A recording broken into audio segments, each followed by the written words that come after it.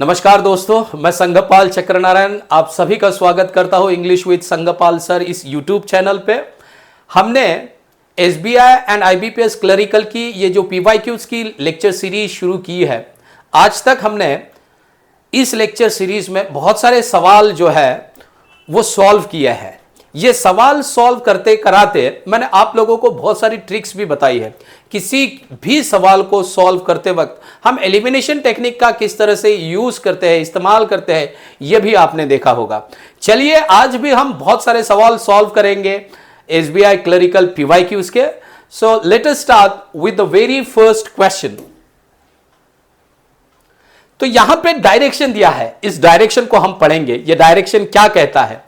यह डायरेक्शन कहता है in the following passage there are blanks. अब ब्लैंक्स दी है, उन्होंने कहा है each of which has been denoted by a letter, जो लेटर से दर्शाई गई, मतलब हर एक ब्लैंक लेटर से दर्शाई गई। For each blank 5 options are given, और हर एक ब्लैंक के लिए 5 ऑप्शंस दिए हैं। Choose the most appropriate word from the option that fits the blank appropriately. तो ये जो सवाल है आप लोगों को समझ में आया होगा। तो ये सवाल हमारा क्लोज टेस्ट वाला सवाल है। ये सवाल हमारा क्लोज टेस्ट वाला सवाल है, ये आप लोगों को समझ में आया होगा अभी। चलिए थोड़ा सा आगे बढ़ते हैं। ये क्लोज टेस्ट वाला सवाल है।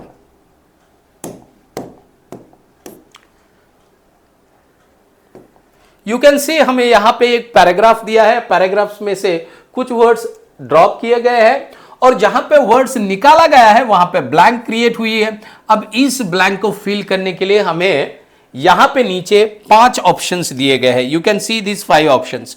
इनमें से एक वर्ड चुन के हमें यहां पे जो है वो फिल करना है ताकि पैराग्राफ जो है वो हमारा कंप्लीट हो सके। चलिए without wasting our time let us start reading the paragraph first. पहले पढ़ेंगे और फिर बाद में ब्लैंक को फिल करेंगे। Corporate marketing is a crucial aspect of any business strategy as it helps companies develop and maintain a strong brand identity. The primary goal of corporate marketing is to blank the company's position in the market. A key element of this process is understanding consumer behavior, which allows businesses to create effective blank. A successful corporate marketing strategy often includes various components such as social media campaigns, blank, promotions and influencer partnerships. आगे क्या कहता है? To stay competitive, companies must constantly assess their blank to market trends and consumer preferences. One of the most significant challenges in corporate marketing is blank, how to engage with new markets while maintaining loyalty from existing customers. Effective use of technology, particularly data analytics, has become an essential tool for blank customer insights and improving marketing outcomes. तो ये पढ़ने के बाद हमें एक समझ में आया है कि ये पैराग्राफ कॉर्पोरेट मार्केटिंग के बारे में बात कर रहा है, इनके यूजेस के बारे में बात कर रहा है, इसके बेनिफिट्स के बारे में बात कर रहा है। और हमें ये समझ में आया है कि ये मार्केटिंग सब्जेक्ट का जो है ये पैराग्राफ है। तो उसी तरह से वोकैबुलरी जो है उसी तरह की वोकैबुलरी हमें यहाँ लगेगी। तो यहाँ पे हो सकता है डिमांड एंड सप्लाई की बात हो, नहीं है यहाँ पे एक्चुअली। यहाँ पे अब मार्केटिंग कहेंगे तो एडवर्टाइजमेंट की बात होती है, कस्टमर की बात होती है, सेल्स की बात होती है, ठीक है, उनकी तरफ देखने के तरीके की बात होती है। ऐसे अलग अलग तरीके की बात हम मार्केटिंग में करते हैं। तो चलिए शुरुआत करते हैं। Corporate marketing is a crucial aspect of any business strategy as it helps companies develop and maintain a strong brand identity. The primary goal of corporate marketing is to, अब प्राइमरी गोल क्या है इस corporate marketing का? is to establish the company's position, ये हो सकता है, इसे बाजू में रखेंगे। टू कंफ्यूज हो सकता है क्या? नहीं, कंफ्यूज नहीं होगा। एक याद रखिए, अब ये 2 है तो इधर हमें V1 ही चाहिए, ठीक है, ये हमें समझ में आया। तो यहां पे कंफ्यूज, अब कंफ्यूज जब मैं बोलता हूं तो इसका मतलब क्या हो सकता है? तो कंफ्यूज का सिनोनिम है बीविल्डर भी आता है, एक याद रखना है, इसके ऊपर सवाल पूछे जाते हैं। परप्लेक्स ये एक होता है, फिर उसके बाद में मडल ये होता है, उसके बाद में रैटल होता है, बहुत सारे हैं। तो ऐसे बहुत सारे इसके सिनोनिम हैं। तो यहां पे कंपनी की पोजीशन को कंफ्यूज करने के लिए कॉर्पोरेट मार्केटिंग का यूज किया जाएगा? नहीं, तो ये नहीं हो सकता हमारा आंसर। अंडरमाइन, तो कंपनी के पोजीशन को अगर अंडरमाइन करना है तो कॉर्पोरेट मार्केटिंग का यूज करेंगे, किसी का सत्यानाश करना है तो ये भी नहीं आएगा। तो डिले होगा पोजीशन? नहीं। अपग्रेड मतलब होता है हर्थ चूल्हा या भट्टी, बहुत सारे अलग अलग मीनिंग है। तो यहां चूल्हा भट्टी के तो मीनिंग है नहीं, तो वो भी गया। तो बचा क्या हमारा? इस्टेब्लिश। इस्टेब्लिश का मतलब क्या होता है? To setup. इस्टेब्लिश का मतलब होता है टू सेटअप। तो yes, corporate marketing is to set up the company's position in the market. Yes, the goal of corporate marketing का क्या होता है? कंपनी की जो पोजीशन होती है मार्केट में उसे इस्टेब्लिश करना, उसे सेटअप करना होता है। तो ये बिल्कुल सही बैठता है। अ key element of this process is understanding consumer behaviour. तो इस प्रोसेस का की एलिमेंट क्या है? तो की एलिमेंट है कि कंज्यूमर बिहेवियर को समझना, विच अलाउज बिजनेसेस, जो बिजनेसेस को अलाउ करता है टू क्रिएट इफेक्टिव। अब ये टू क्रिएट इफेक्टिव, क्या टू क्रिएट इफेक्टिव वो देखना जरूरी है। टू क्रिएट इफेक्टिव इम्बॉडीज तो नहीं होगा, क्योंकि इम्बॉडीज का मतलब होता है टू रिप्रेजेंट। इम्बॉडीज का मतलब होता है टू रिप्रेजेंट, और यहां रिप्रेजेंटेशन की तो बात हो नहीं रही, तो ये हमारा ऑप्शन आंसर नहीं होगा। Advertisements, to create effective advertisements, yes ये हो सकता है क्योंकि ये मार्केटिंग से जुड़ा है। तो इसे थोड़ा बाजू रखते हैं अभी, ठीक है, हम बाजू में रखते हैं, इसे बाद में देखेंगे। Purchases, to marketing is to, I am sorry, business to create effective purchases. Purchases effective ineffective होते हैं? नहीं, तो ये भी नहीं होगा। सेल्स इफेक्टिव इनइफेक्टिव होंगे? नहीं। प्रॉक्सिमिटीज इफेक्टिव इनइफेक्टिव होगी? नहीं। एडवर्टाइजमेंट्स होगा? बिल्कुल सही बैठता है। इसीलिए बी जो है वो हमारा आंसर है। ये इस तरह से कुछ पढ़ा जाएगा। A key element of this process is understanding consumer behaviour which allows businesses to create effective advertisement.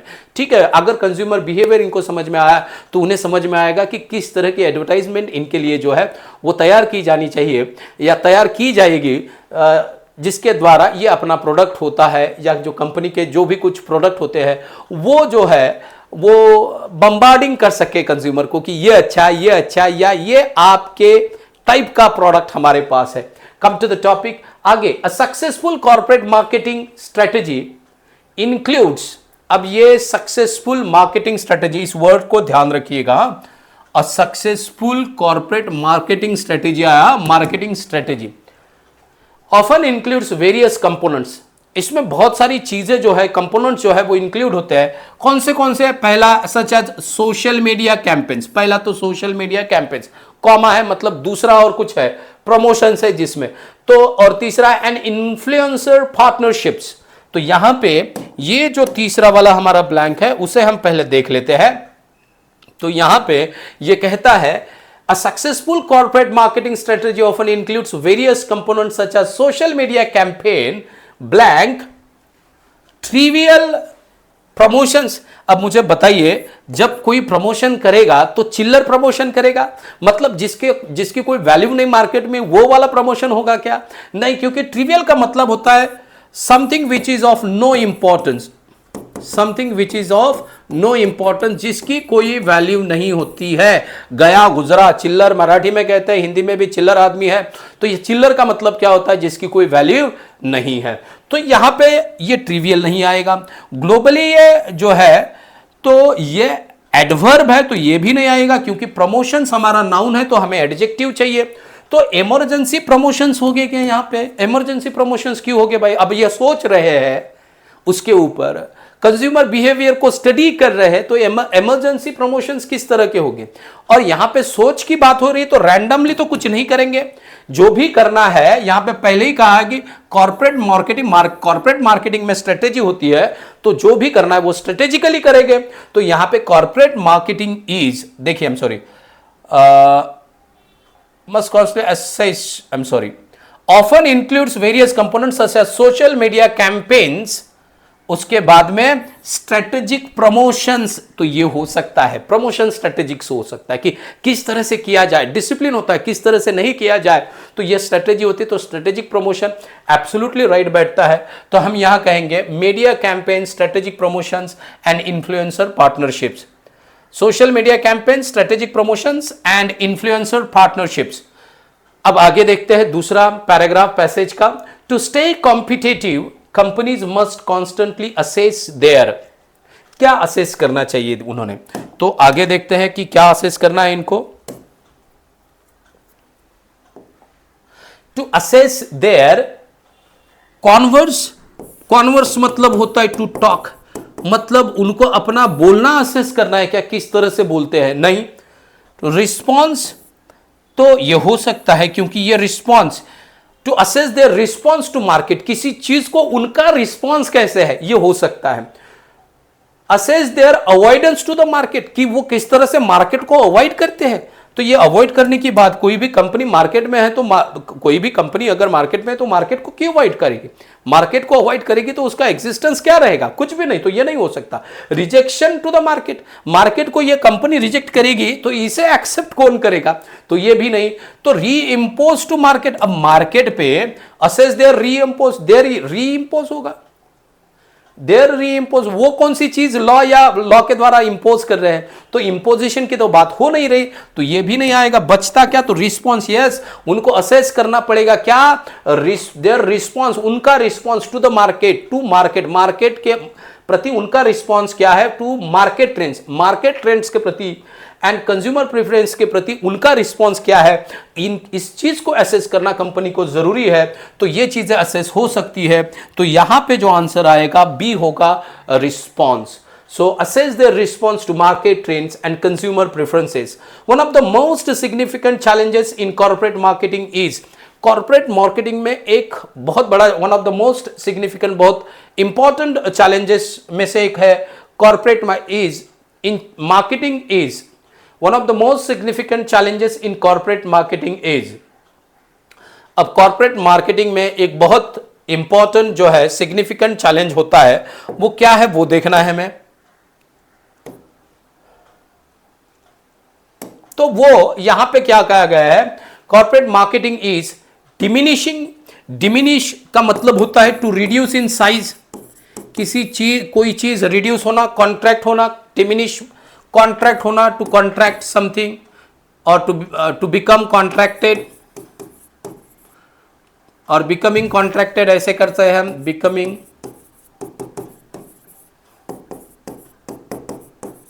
Contracted, तो ये नहीं होगा, डिमिनिशिंग नहीं होगा। क्या कहा गया है, one of the most significant challenges in the corporate marketing is diminishing how to engage, diminishing, sinking होगा क्या, सिंकिंग मतलब होता है डूबना, सिंकिंग का मतलब क्या होता है, डूबना, तो डूबने की बात नहीं हो रही, खत्म होना, ठीक है। अगेन ये रिड्यूस होना, कम होना, इसका मतलब होता है डिक्रीज, रिड्यूस, इस तरह के मतलब बनते हैं, तो ये भी नहीं होगा। फिर उसके बाद में अश्योरिंग, तो corporate marketing assuring how to engage with new market, किसको अश्योर कर रही है, अगर किस चीज को अश्योर कर रही होती तो हम अश्योरिंग को अपना आंसर जो है ये सेलेक्ट करते, पर दिया नहीं है तो ये रॉन्ग है। फिर उसके बाद में कहा है कि predicting, one of the most significant challenges in corporate marketing is predicting how to engage, ये प्रेडिक्ट करना कि किस तरह से विथ न्यू मार्केट्स, नए कस्टमर्स के साथ किस तरह से एंगेज रहे while maintaining loyalty from existing customers, और यह भी देखना है कि जो अभी हमसे जुड़े हुए कस्टमर है वो भी हमारे साथ कैसे रहे, और नए कस्टमर्स के साथ कैसे जुड़ना है, ये चीज यहां पे बोली जा रही है। तो इसके लिए ये प्रेडिक्शन होता है कि किस तरह से ये चीजें की जाएगी। तो प्रेडिक्टिंग एकदम बिल्कुल सही बैठता है, ऑप्टिमाइजिंग का तो कोई मतलब ही नहीं बनता। तो ये सेंटेंस कुछ इस तरह से पढ़ा जाएगा, one of the most significant challenges in corporate marketing is predicting how to engage with new markets while maintaining loyalty from existing customers. अब ये हो गया effective use of technology, particularly data analytics has become an essential tool. अब ये data analytics essential tool हुआ है किस चीज का, उसे देखना थोड़ा सा जरूरी है। has become effective use of technology, particularly data analytics, has become an essential tool for alarming customer insight.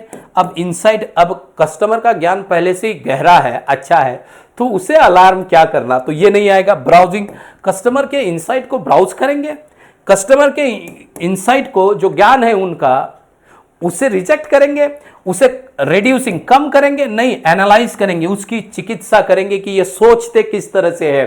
Customer insights and improving marketing outcomes, तो उनका इंसाइट, उनका विचारों के ऊपर सोच के हमें मार्केटिंग आउटकम्स जो है वो इंप्रूव करने पड़ेंगे. तो ये बिल्कुल सही बैठता है एनालाइजिंग.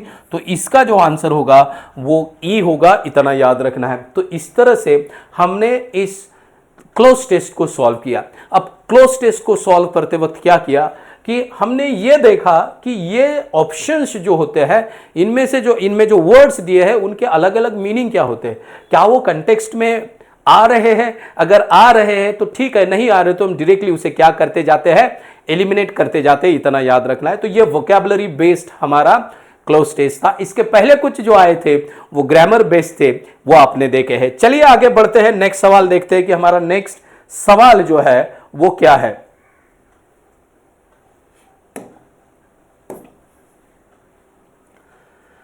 तो यहां पे सवाल यह है, choose the option that best replaces the highlighted phrase to make the sentence grammatically correct and contextually meaningful. If no correction is required select option no correction required.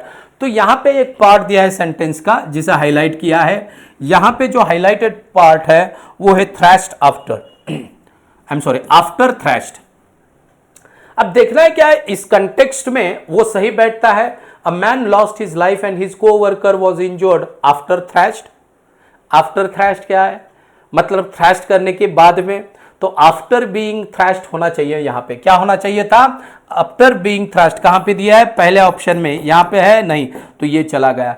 ये एक याद रखना है, कोई घटना घटने के बाद, एक घटना घटी है उसके बाद में कोई इंपैक्ट उसके जब नजर आते हैं तो जो घटित हुई घटना है उसे आफ्टर बीइंग प्लस V3 से दर्शाते हैं. किससे दर्शाते हैं, आफ्टर बीइंग प्लस V3 से दर्शाते हैं. और आफ्टर बीइंग प्लस V3 कहां पे दिया है, पहले इसमें दिया है, बाकी कहीं पे नहीं, इसलिए ऑप्शन ए जो है वो हमारा आंसर है. I hope you got this. Now let us move on to the next question.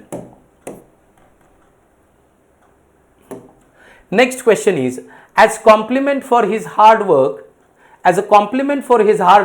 the company gave him a thoughtful token of appreciation and gratitude. देखिए कॉम्प्लीमेंट वाला सेंटेंस है. हमारे जो ग्रामर के लेक्चर्स होते हैं, अभी इस लेक्चर के आखिरी में मैं एक अनाउंसमेंट करने जा रहा हूँ. इंपॉर्टेंट अनाउंसमेंट है आपके लिए, सुन लीजिएगा एक बार. सेंटेंस पे आते हैं पहले. तो यहाँ पे कॉम्प्लीमेंट की बात की है. अगर आप मेरे ग्रामर के वीडियोस देखते हो हमारे एप्लीकेशन पे, माई करियर एकेडमी का हमारा ये एप्लीकेशन है, माई करियर एकेडमी, आप डाउनलोड कर सकते हो प्ले स्टोर से. कोई दिक्कत आती है तो यहाँ पे मेरा नंबर है 7972669517. आप इस नंबर पे मुझे कांटेक्ट कर सकते हो. समझ लीजिए मुझे क्या कहना है. मैं बेसिक में ही ये वर्ड पढ़ाता हूँ और ये 2024 में आपको एग्जाम में पूछा गया है. बेसिक में जब मैं पढ़ाता हूँ subject, object, predicate, complement, clause, complement मैंने पहले बोला तो कॉम्प्लीमेंट भी पढ़ाता हूं, जैसे सब्जेक्ट, ऑब्जेक्ट, प्रेडिकेट, क्लॉज, ये सारी चीजें जब मैं बेसिक में पढ़ाता हूं तो वहां पे कॉम्प्लीमेंट भी पढ़ाता हूं. और जब मैं कॉम्प्लीमेंट के बारे में बात करता हूं तो कॉम्प्लीमेंट को मैं दो तरीके से आप लोगों को समझाता हूं या दो तरीके से लिखता हूं. एक कॉम्प्लीमेंट ये वाला और दूसरा कॉम्प्लीमेंट जो है ये वाला कॉम्प्लीमेंट. तो पहला कॉम्प्लीमेंट जो है वो ग्रामेटिकल टर्म है. ये जो है ये ग्रामर वाला टर्म है, इतना याद रखना है, ग्रामर वाला टर्म है. ग्रामर वाला टर्म, इसका मतलब क्या होता है कि ऐसे वर्ड्स या ऐसा वर्ड जो हमें सब्जेक्ट या ऑब्जेक्ट के बारे में कुछ बताए, कुछ बोले, उसे हम कहते हैं कॉम्प्लीमेंट. तो यहां पे हम ऐसे वर्ड्स के बारे में बात ही नहीं कर रहे, पूछा गया नहीं कि कहां पे है कॉम्प्लीमेंट बताइए. तो यहां पे ये कॉम्प्लीमेंट जो है ये रॉन्ग बन जाता है, तो इसे रिप्लेस तो करना पड़ेगा. तो इसे, इस कॉम्प्लीमेंट का मतलब होता है एप्रिशिएशन. क्या मतलब होता है, एप्रिशिएशन, किसी की प्रशंसा. क्या होता है, प्रशंसा करना, किसी की प्रशंसा करना या प्रशंसा. ये इसका मीनिंग होता है as a compliment for his hard work. तो उसके हार्डवर्क की जो प्रशंसा है वो किससे की गई? The company gave him a thoughtful token of appreciation and gratitude. तो यहां पे ये जो है ये दिया हुआ है, एप्रिसिएशन की बात हो रही है, ग्रेटिट्यूड की बात हो रही है, तो कॉम्प्लीमेंट ये नहीं आएगा, कॉम्प्लीमेंट आई वाला आएगा। और अ कॉम्प्लीमेंट फॉर यहां पे दिया है, तो इसका आंसर होगा सी। क्या होगा इसका answer? C. I hope you understood this. Now let us move on to the next question. The next question is, यहां पे in the following question a sentence has been divided into 5 parts which might not be in their correct order of narrative. The sentence is then followed by 5 options, one of which gives the sequence of the rearranged parts. To make the sentence meaningful, you must choose the option which gives the correct sequence of the parts. If the sentence is already arranged in the correct sequence or the correct sequence doesn't match with any of the given sequence, mark option no rearrangement required as your answer. तो यहां पे ये जो है वो jumble sentence या rearrange the sentence वाला सवाल है। जंबल्ड पैराग्राफ नहीं, पैराग्राफ में बड़े बड़े सेंटेंसेस होते हैं, यहां पे एक ही सेंटेंस है उसको तोड़ा गया है, और अभी हमें कहते हैं कि इसको उसकी प्रॉपर ऑर्डर में लाइए। इसके पहले हमने पढ़ा है, इसके ऊपर ज़्यादा बात नहीं होगी, डायरेक्टली हम सॉल्व करना शुरू कर देते हैं। अगर किसको जानना है कि इसके बारे में क्या बात की गई है, इसकी कौन सी ट्रिक हमने अभी तक पढ़ी है, तो प्रीवियस लेक्चर जो अभी तक मैंने अपलोड की है SBI IBPS की स्ट्रेटेजी के, वो आप देख सकते हैं। चलिए, succeeded in business is by having cordial relationship with your customer the only way you can। तो यहां पे पहले क्या देखेंगे, तो पहले हमने देखा कि यहां पे डी, यहां पे बी, यहां पे डी, यहां पे बी, इसका मतलब ए और सी हमारा पहला हो नहीं सकता, पहला डी हो सकता है, तो उसे देखते हैं। मैंने क्या कहा है इसके पहले, क्या समझा है आपको? पहले आता है सब्जेक्ट, उसके बाद में वर्ब, और उसके बाद में आता है अदर वर्ड्स। ये कि याद रखना है, यहां पे क्या है, यहां पे कैन दिया है। कैन क्या है? मॉडल ऑक्सिलरी वर्ब है। अब हम ग्रामर की हेल्प किस तरह से लेते हैं, हमने इससे पहले भी देखा है, यहां पे भी देखेंगे। कैन जो है वो मॉडल ऑक्सिलरी वर्ब है, और मॉडल ऑक्सिलरी वर्ब के बाद में हमेशा वर्ब का फर्स्ट फॉर्म आता है, V1 आता है। मतलब the only way you can, उसके बाद में V1 चाहिए, और V1 क्या कहा है, तो सक्सीडेड यहां पे है। अब कुछ लोग बोलेंगे सर इसको डी है तो ये V1 कैसे हो गया? इसको याद रखना है हमेशा, सक्सीड जो है ये V1 होता है, इसका सेकेंड फॉर्म होता है सक्सीडेड। इसका सेकेंड फॉर्म क्या होता है? सक्सीडेड। और थर्ड फॉर्म भी क्या होता है? थर्ड फॉर्म भी इसका सक्सीडेड ही होता है, इतना याद रखना है।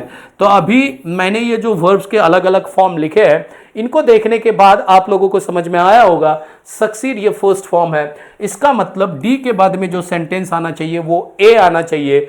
तुरंत बाद, डी के तुरंत बाद ए आएगा, वो कहां पे दिया है? ऑप्शन सी में दिया है, डी के तुरंत बाद ये। बाकी कहीं पे भी देखिए डी के तुरंत बाद ये कहीं पे भी नहीं आया है, तो ग्रामर ने मुझे यहां पे हेल्प की, मैंने दिमाग को ज्यादा जो है वो जोर नहीं लगाया। तो यहां पे इसका जो सीक्वेंस बना है वो DABC, the only way you can succeed in business is by having cordial relationship with your customer. दूसरी चीज, हैविंग कॉर्डियल रिलेशनशिप किसके साथ? With your customers. तो ये हमें समझ में आया। तो पहले डी, फिर उसके बाद ए, फिर BC, वो सी में दिया है, इसीलिए हमारा ऑप्शन, हमारा आंसर जो है वो है ऑप्शन सी। आप लोगों को आई होप समझ में आया कि किस तरह की ट्रिक मैंने यहां पे यूज की है जंबल्ड पैराग्राफ को सॉल्व करने के लिए। Now let us move on to the next question guys. The next question is,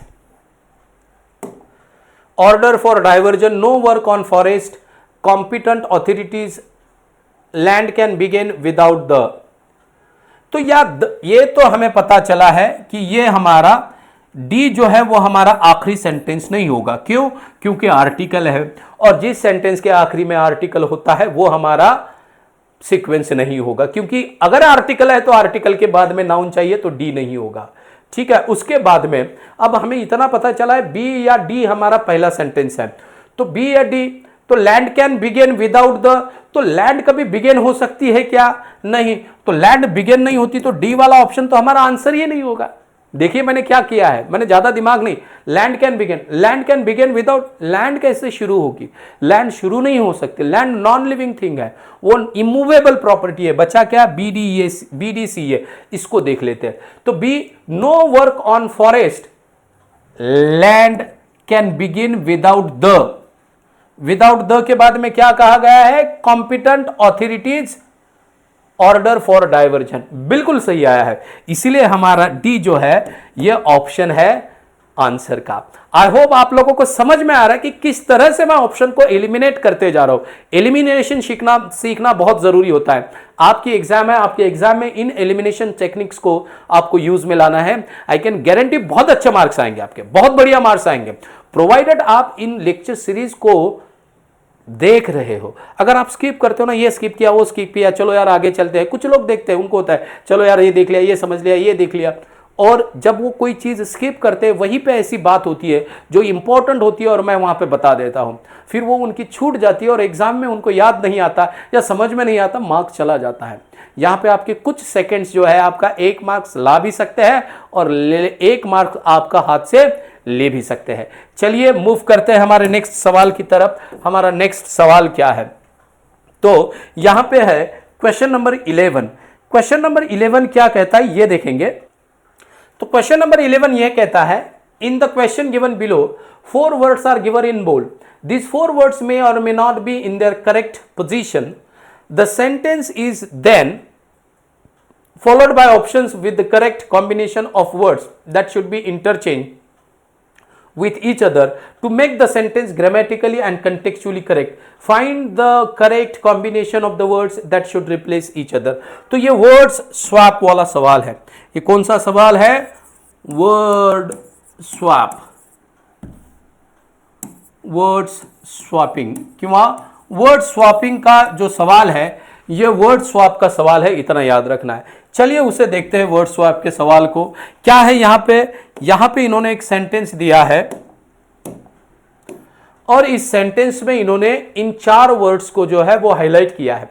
इनका कहना है ये हो सकता है कि कोई वर्ड यहां पे फिट बैठता नहीं हो सकता है लोन यहां पे ठीक नहीं, इसकी जगह कोई वर्ड चाहिए तो वो ढूंढना है।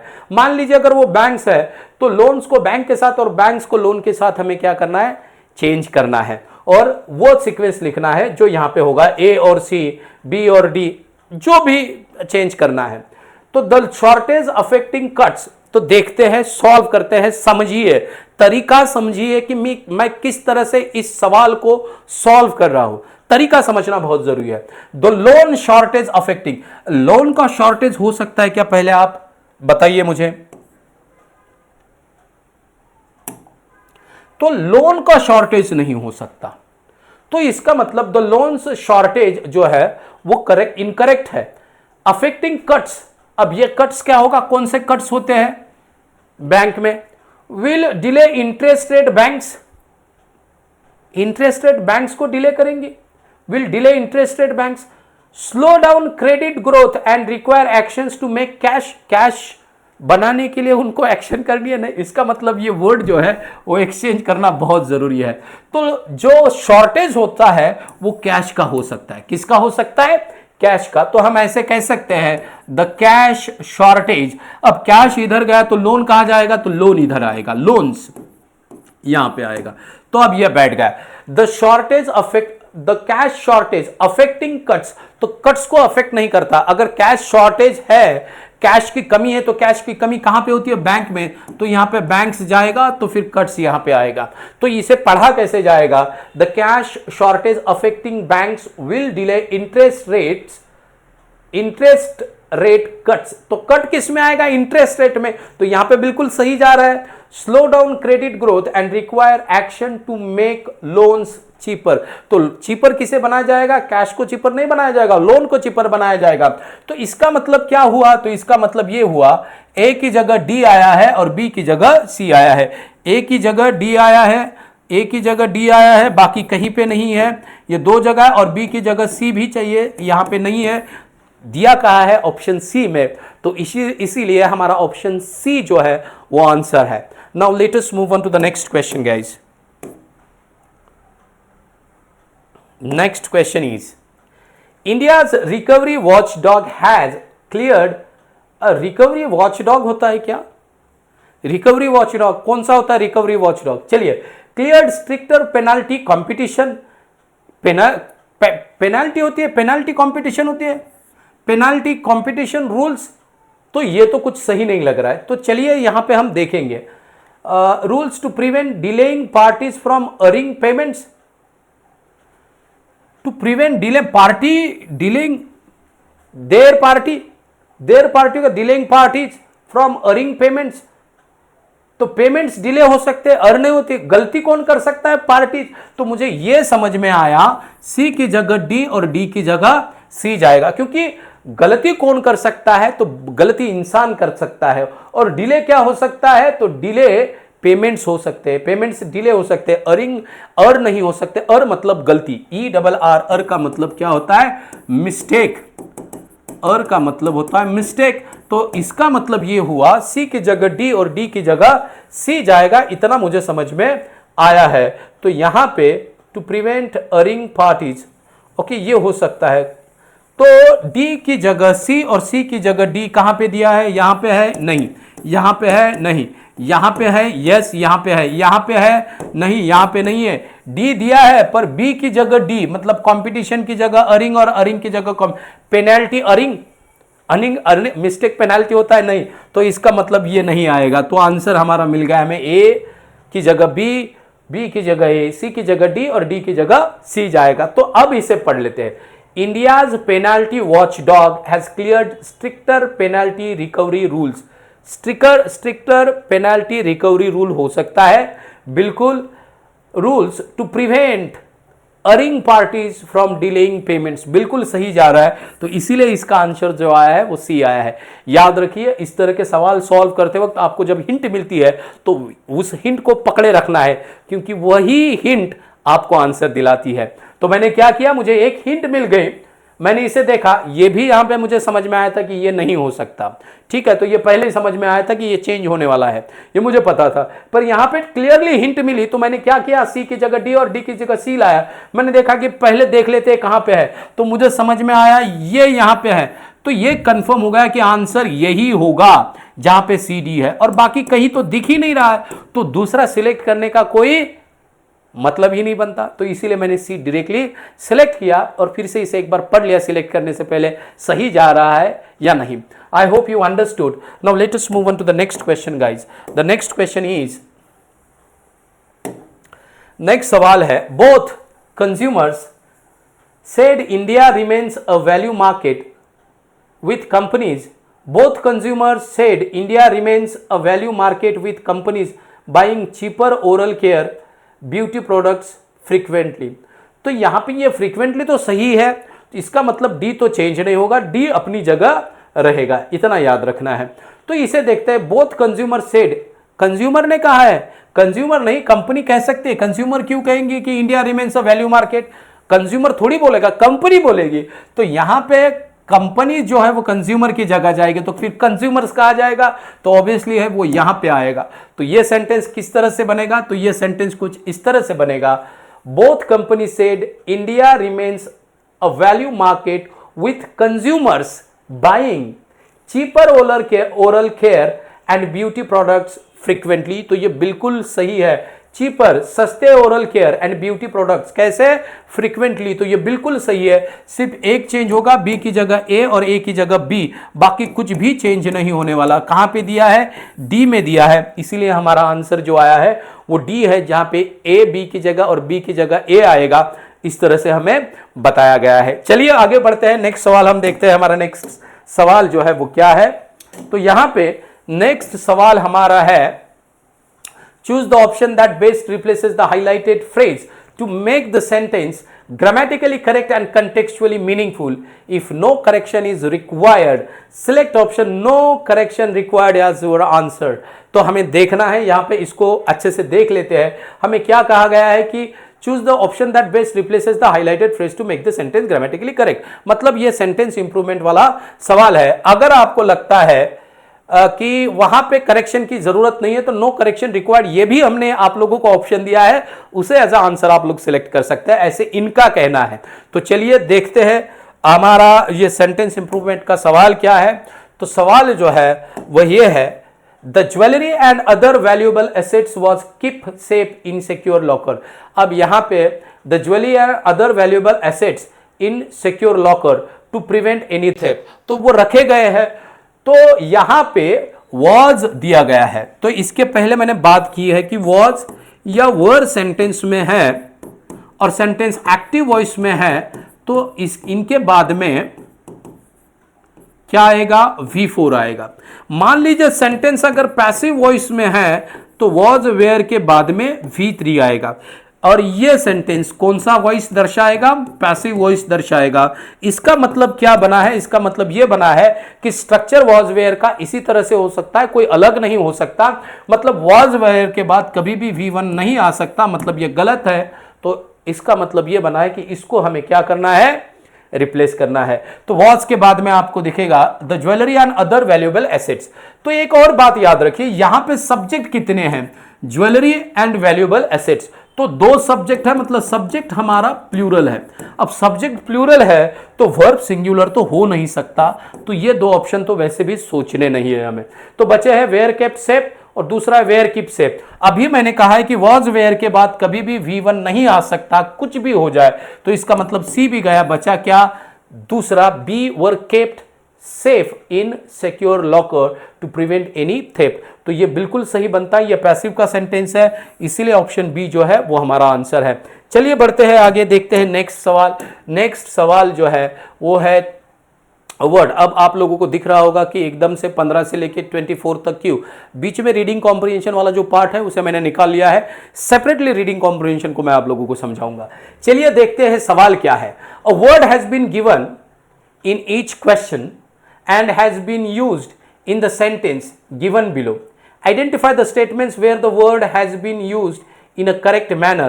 If the word has been used correctly in all the statements, mark all are correct as your answer. तो अब क्या होगा, अब एक वर्ड इन्होंने हमें दिया होगा और एक वर्ड जो दिया है वही एक वर्ड उन्होंने 2-3 स्टेटमेंट्स में यूज किया है।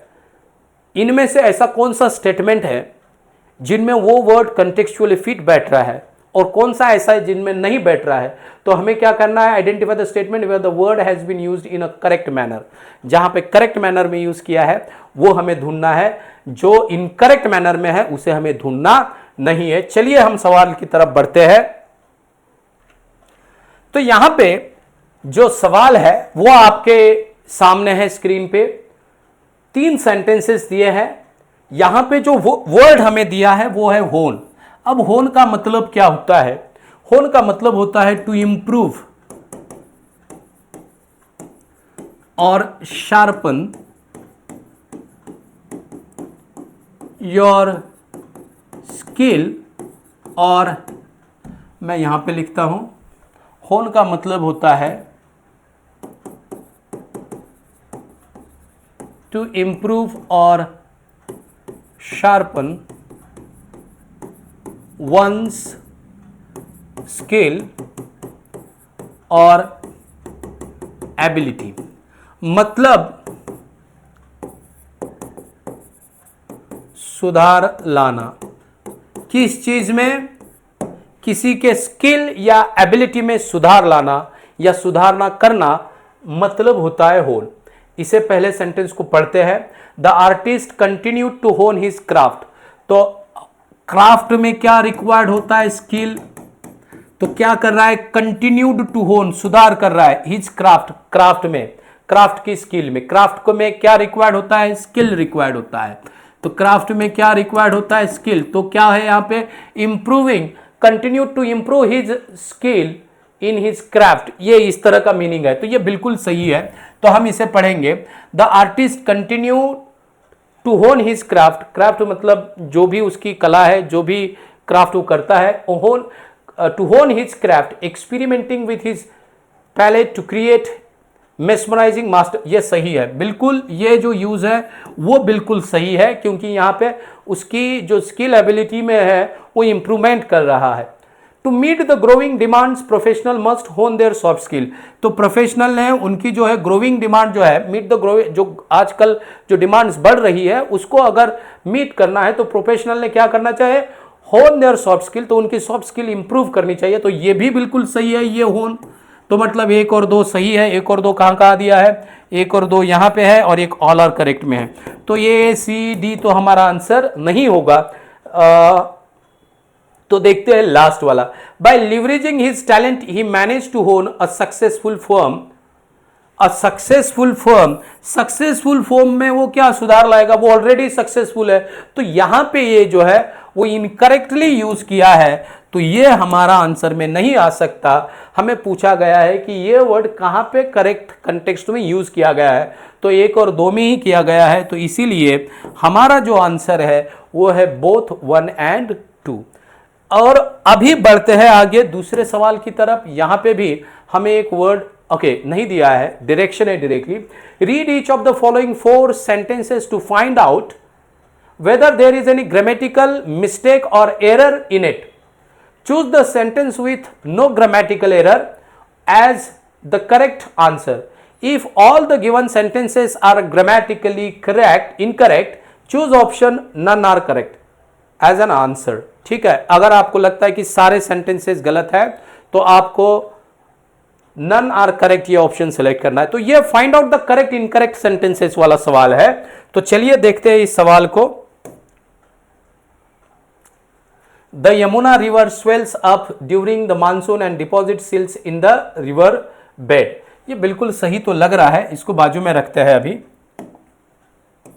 ठीक है। दूसरा, no bus system in India offers adequate transit, no bus system in India offers, तो यहां पे नो बस सिस्टम, तो सब्जेक्ट जब नो होगा तो हमारा वर्ब जो है वो सिंगुलर ही होगा।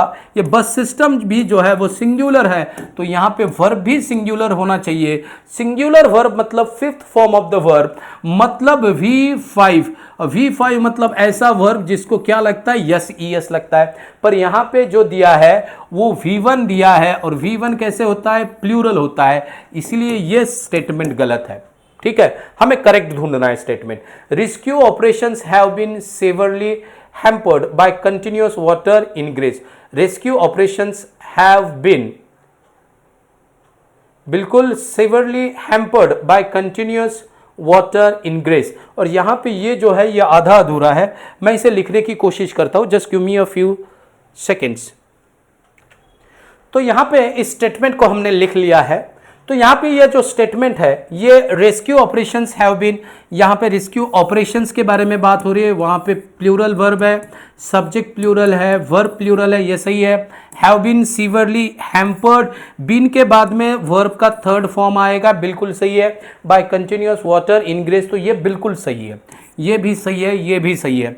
He lauded the increased participation of women in different sectors. So he lauded, what did he lauded? Participation. तो ये increase क्या होना चाहिए? तो ये increase lauded the increased participation जो है वो noun है, और तो participation कैसा है, increased है, तो noun के बारे में जो जानकारी देगा वो adjective होगा, याद रखिए। जब कभी कोई वर्ब आपको 3rd form of the verb sentence में दिखता है तो इसके 2 रोल हो सकते हैं, एक वर्ब का, एक एडजेक्टिव का। ठीक है, ये V3 के रोल होते हैं, और V3 जब as a past participle act करता है नॉन फाइनाइट वर्ब में, तो वो एडजेक्टिव का रोल भी प्ले कर सकता है। या कभी कोई वर्ब दिया है और उसे एडजेक्टिव का रोल प्ले करना है तो उसे पार्टिसिपल बनाना बहुत जरूरी होता है, और पार्टिसिपल बनाना है तो इसे डी लगना चाहिए, डी दिया नहीं है इसमें, तो इसीलिए ये गलत है। तो सेंटेंसेस कौन से राइट है, एक है सी और एक है ए, इसका कोई भी ऑप्शन यहाँ पे दिया नहीं है। जहां से मैंने ये सवाल लिया है शायद कहीं तो भी प्रिंट एरर है, अदरवाइज 2 सेंटेंसेस एक सवाल के सही हो नहीं सकते। ऑलराइट, तो यहां पे दोनों सवाल जो है ग्रामेटिकली एब्सोल्युटली राइट है। अब यहां पे Yamuna river singular, verb singular, swells up, ठीक है, बंडा ड्यूरिंग कब, तो ये समय मानसून, एंड डिपॉजिट्स, डिपॉजिट्स भी बिल्कुल सही है कि यमुना जो है हमारा सब्जेक्ट है, और ये सब्जेक्ट कैसा है, तो ये सब्जेक्ट हमारा सिंगुलर है। तो वर्ब कैसा चाहिए हमें, तो वर्ब भी हमें सिंगुलर चाहिए।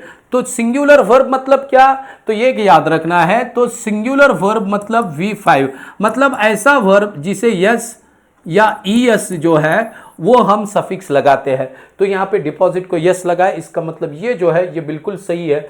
The Yamuna river swells up during the monsoon and deposit silts in the river bed, absolutely right है।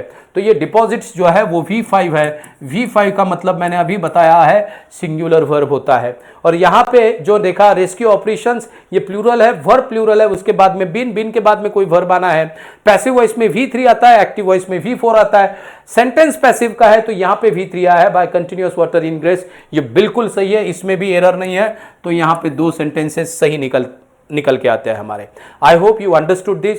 तो इससे आप लोगों को कंफ्यूज नहीं होना है कि यहाँ पे कैसे आया है। एग्जाम में इस तरह से 2 सवाल आपके सही नहीं होंगे, कोई तो भी एक होगा। I hope you understood this. Now let us move on to the next question. The next question is, read each of the following 4 sentences to find out whether there is any grammatical mistake, error in it. Choose the sentence with no grammatical error as the correct answer. If all the given sentences are grammatically incorrect, choose option. अभी ये भी सवाल हमारा find out the correct sentence वाला है। देखते हैं कि कौन सा sentence grammatically correct है जिसे हम यहाँ पे select कर सकते हैं as a answer। तो यहाँ पे ये लिखा है, there will be no gushing of water and mud from the open hole on the roof. अब यहां पे ये जो होल है ये रूफ में है,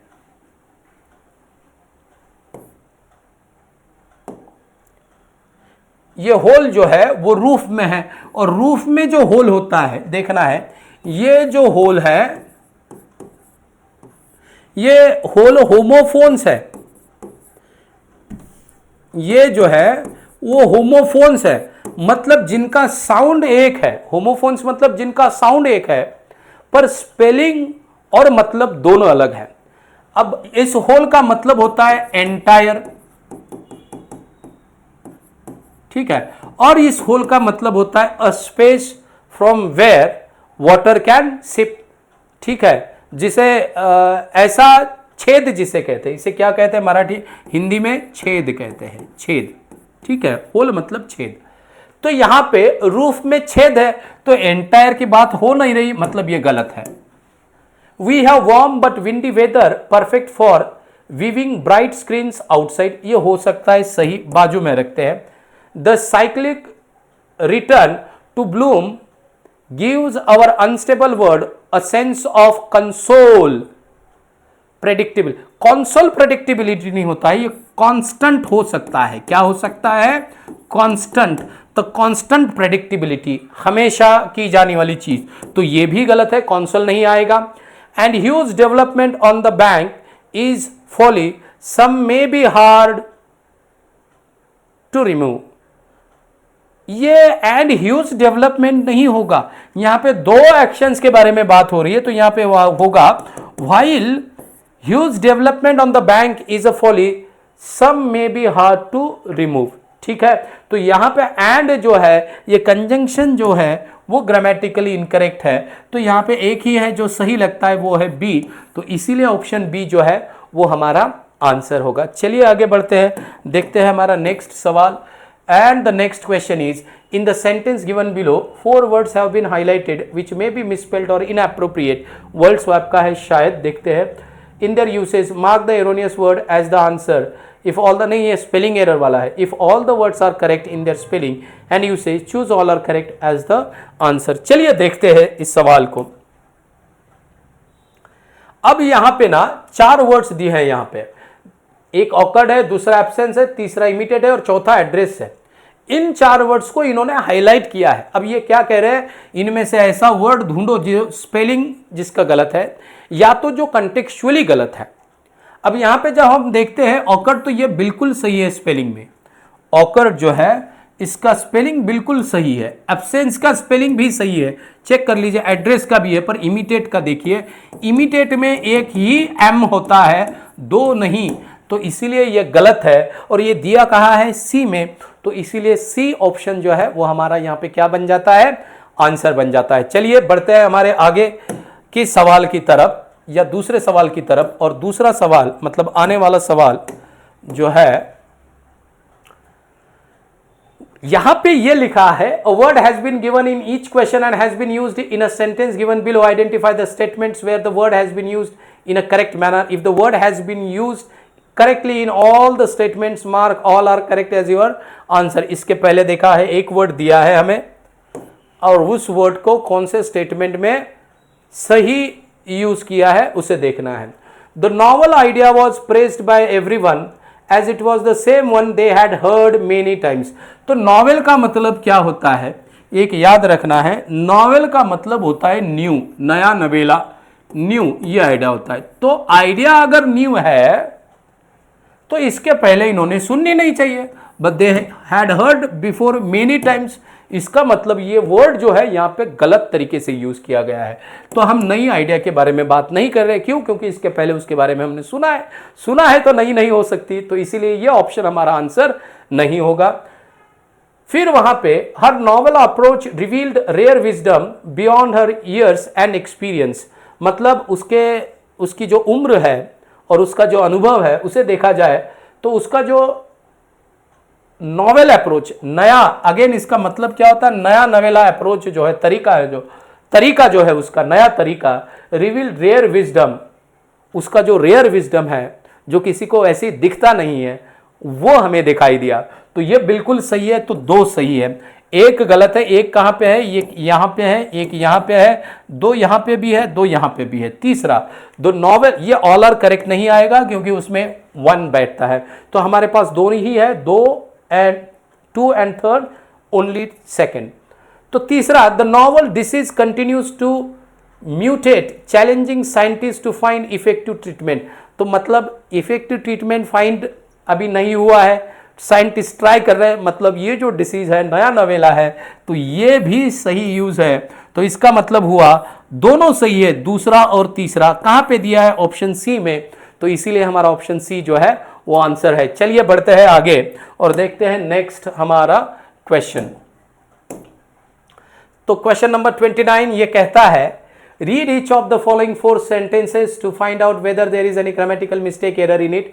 Choose the sentence with no grammatical error as the correct answer. If all the given sentences are grammatically incorrect, choose option none are correct as an answer. चलिए find out the correct incorrect sentence वाला ये सवाल है, यहां पे हमें ढूंढना है grammatically correct sentence. The suspect appear in court yesterday to face the charges, तो यहां पे ये सेंटेंस देखिए, द सस्पेक्ट जो है वो हमारा सब्जेक्ट है, अपीयर जो है ये V1 हमारा वर्ब है, और यस्टरडे ये बताता है कि एक्शन जो है वो घटना जो है वो पास्ट की है, और ये V1 क्या दर्शाता है, तो प्रेजेंट दर्शाता है, मतलब ये गलत है, तो ये चाहिए था अपीयर्ड, तो ये गलत है, तो ये गलत है, तो ये आंसर नहीं होगा। Next, the contractor along with 2 of his associates demand prompt payment, तो यहां पे सब्जेक्ट है कॉन्ट्रैक्टर, ये पहला सब्जेक्ट, अलॉन्ग विथ से और एक सब्जेक्ट कनेक्ट किया गया है 2 ऑफ हिज असिस्टेंट एसोसिएट्स, तो ये हो गया प्लूरल। तो यहां पे 2 सब्जेक्ट अलॉन्ग विथ से कनेक्ट है। यस, अब जिन्होंने मेरे लेक्चर्स किए हैं मैंने उनको सब्जेक्ट एंड वर्ब अग्रीमेंट में ये पढ़ाया है कि अगर 2 सब्जेक्ट अलॉन्ग विथ से कनेक्ट है तो सेंटेंस में आने वाला वर्ब हमेशा पहले सब्जेक्ट के अनुसार होता है, और पहला सब्जेक्ट हमारा कैसा है, सिंगुलर है, तो वर्ब भी सिंगुलर चाहिए। डिमांड यहां पे V1 है, V1 ये प्लूरल होता है, तो सिंगुलर क्या होगा इसका, तो सिंगुलर होगा डिमांड्स, पर डिमांड्स दिया नहीं है, इसका मतलब ये सेंटेंस जो है ये भी रॉन्ग है। अब बचे हैं 2 सेंटेंसेस। तीसरा कहता है the company hold a meeting yesterday, तो यहां पे ये भी गलत है, क्यों, क्योंकि यस्टरडे हमें क्या दर्शाता है, पास्ट का समय बताता है, और यहां पे होल्ड जो है ये V1 है, और V1 हमें क्या दर्शाता है, प्रेजेंट दर्शाता है। ये क्या होना चाहिए था, हेल्ड होना चाहिए था। ये कि याद रखिए, ये होल्ड जो है ये V1 है, इसका सेकेंड और थर्ड फॉर्म हेल्ड ही होता है, ये याद रखना है। ये V1, ये हमारा V2 और ये हमारा V3, V2 और V3 में स्पेलिंग हेल्ड का सेम है। तो यहां पे ये भी सेंटेंस गलत है, तो बचा कौन सा हमारे पास, तो बचा है चौथा, after hearty breakfast of dosa he felt energised for the day. ये एब्सोल्युटली राइट है, इसमें कोई गलती नहीं है, इसीलिए ऑप्शन डी जो है वो हमारा आंसर होगा। अब चलिए बढ़ते हैं आज का आखिरी सवाल, और उसके बाद में कुछ बातें होगी इंपॉर्टेंट। एक कोर्स मैं लॉन्च करने जा रहा हूं जिसके बारे में मैं लास्ट सवाल के बाद बात करूंगा। चलिए देखते हैं हमारा लास्ट सवाल। So here is the last question. Read each of the following four sentences to find out whether there is any grammatical mistake or error in it. Choose the sentence with no grammatical error as the correct answer. If all the given sentences are grammatically incorrect, choose option none are correct as an answer. चलिए देखते हैं grammatically correct.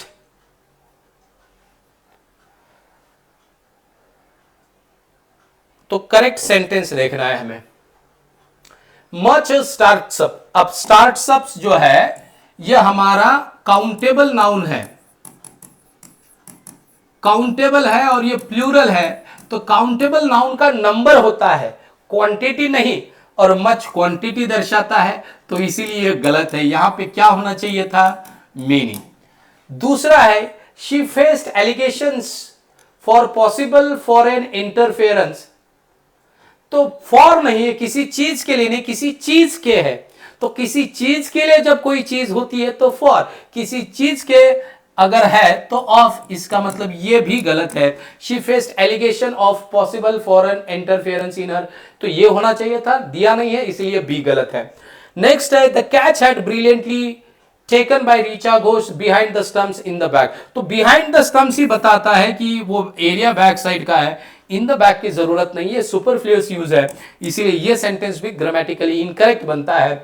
अब रहा last वाला, with a growing emphasis on stress management workplaces are adopting mindfulness practices. तो ये बिल्कुल सही है, डी। तो इसीलिए इसका आंसर जो आएगा वो डी होगा।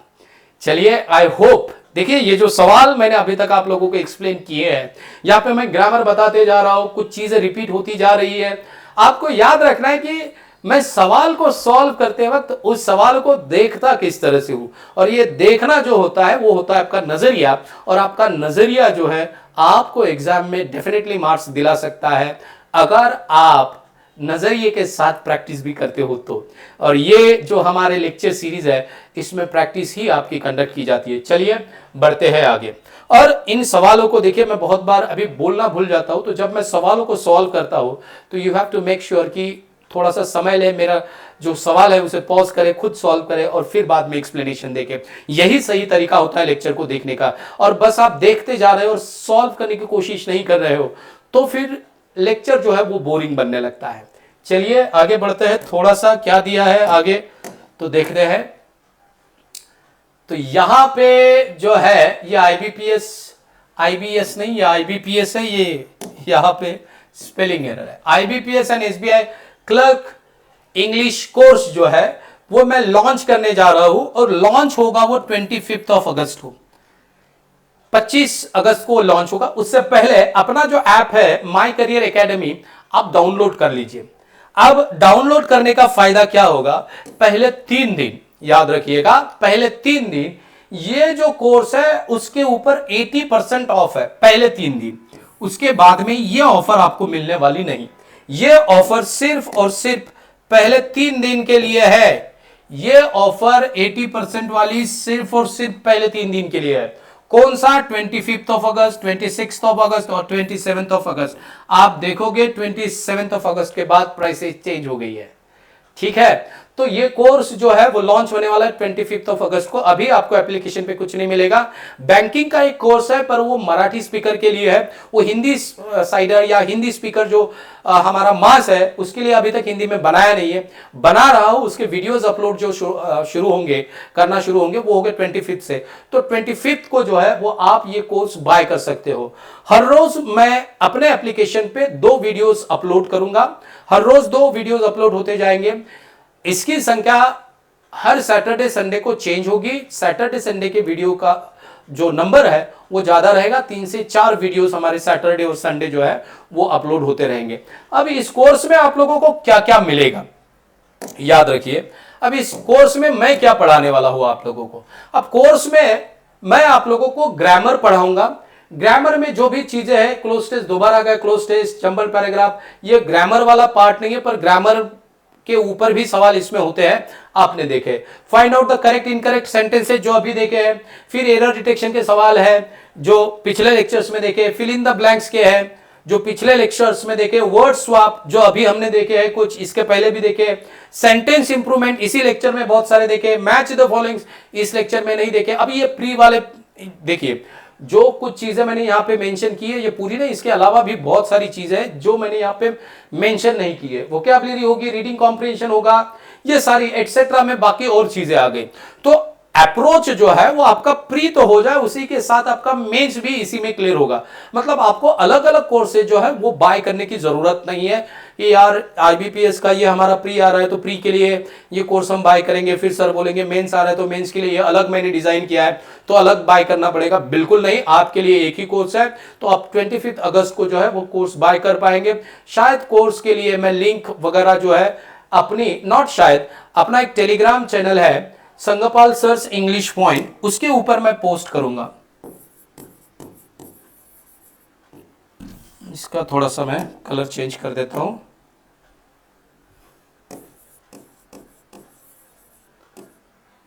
संगपाल सर्स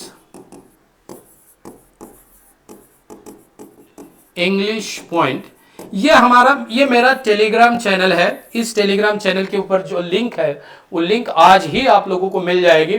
आप जाके जो एप्लीकेशन है उसे डाउनलोड करके रखिए।